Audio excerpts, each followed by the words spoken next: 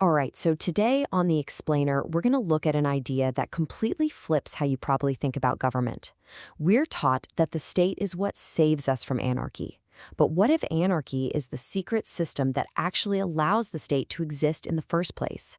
Let's get into it. This quote from Ludwig von Mises kind of cuts right to the chase. It really separates the abstract idea of the state from what individual people actually do.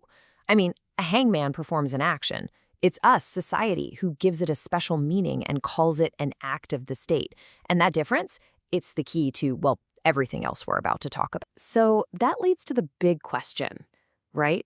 What is the state really? We use the word all the time.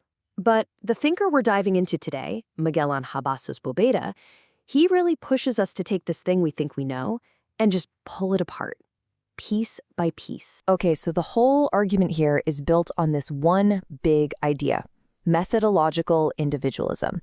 And it's pretty simple, but it's really powerful. Only individuals act. Groups like nations, classes, or the state, they don't actually do anything. They don't have a grain.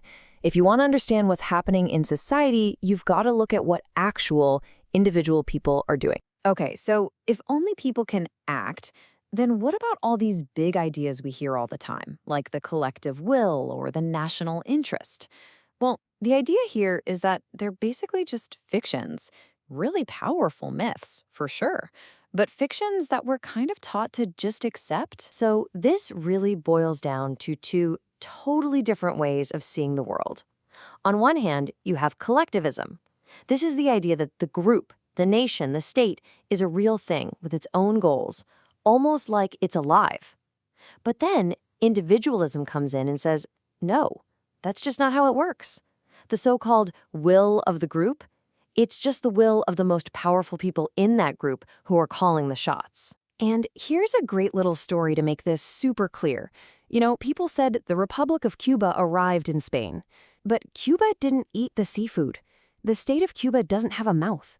A guy, a physical person named Fidel Castro, he ate the seafood.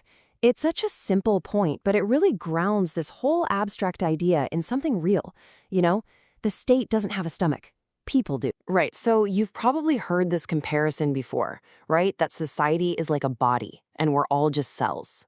But from this point of view, that analogy is not just wrong, it's actually pretty dangerous. I mean, think about it. A cell in your brain can't just decide to leave and go do something else. But a person is conscious. We can change our minds. We can leave.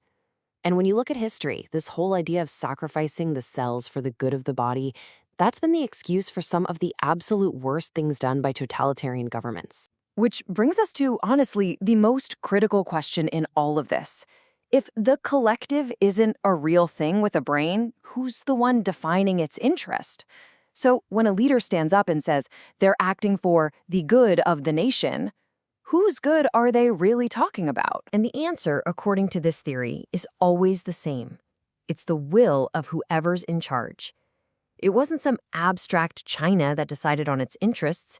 It was Deng Xiaoping. It wasn't the working class that came up with its own interest.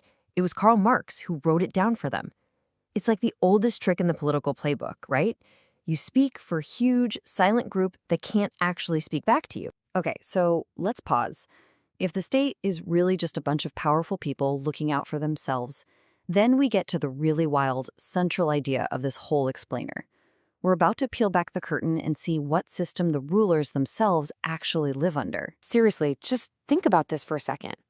If the people at the very top have no one above them, no super state to keep them in line, then what system are they operating in? Who's the cop for the people who run the cops? The answer this theory gives? Anarchy. And this isn't just one thing. It's happening on two different levels.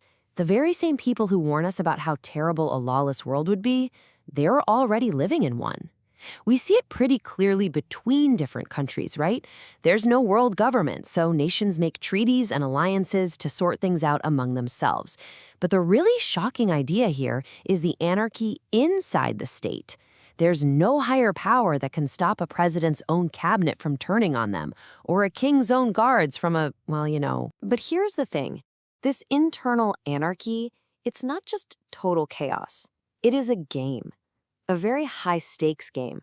And for literally thousands of years, rulers have figured out this complex set of unwritten rules for how to play it, how to survive, and how to make sure they stay on top. I mean, history is basically just one example after another of this in action.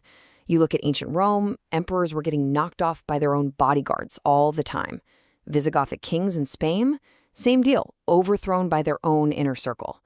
And this isn't just ancient history. Think about President Dilma Rousseff in Brazil, ousted by the very people who were supposed to be on her team. Heck, even in modern party politics, a leader can win a huge election and then get devoured, so to speak, by their own deputies. So how do you actually govern in a world like that? How do you survive? Well, it turns out that what we call the art of governing is really just the art of managing this constant threat. And there's a playbook. You put your family in key spots, because if you go down, they go down with you. You give powerful jobs to people who aren't quite smart enough to be a threat. You spread the money around. You use a little bit of corruption to make sure everyone's got some dirt on their hands and can't turn on you. And on top of all that, you push these big ideas, these ideologies about public service or codes of honor to keep everyone in line. It's a survival guide. All right, so let's tie this all together. We've basically taken the state apart and found that it's just a group of people, and those people are operating in their own system of anarchy. And surprisingly, it's a pretty stable system for them. And that leads us to the final and maybe the most powerful question this whole idea leaves us with. So here's the big, mind-bending conclusion. We're all taught that anarchy is chaos, right? It's a failed state, the worst possible outcome. But what if that's wrong? What if anarchy is actually the stable system that the ruling class has already perfected for themselves? Their skill at surviving in their anarchy is exactly what gives them the power to rule over us. And that leaves us with one last really challenging thought.